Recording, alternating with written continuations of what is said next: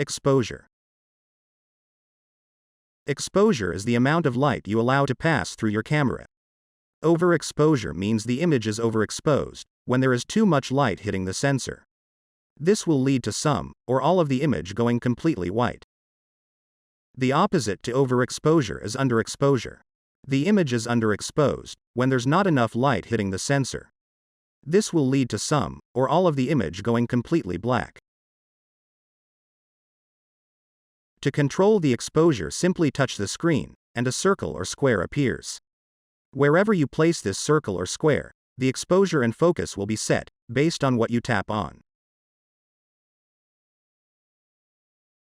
Most smartphones give you the option to lock exposure in the native camera app.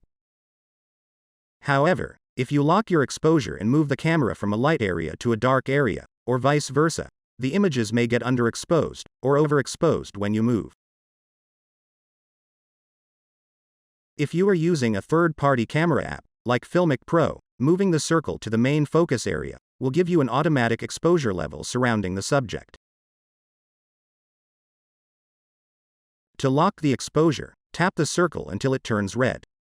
To unlock, tap the circle again. You can also tap the manual control button.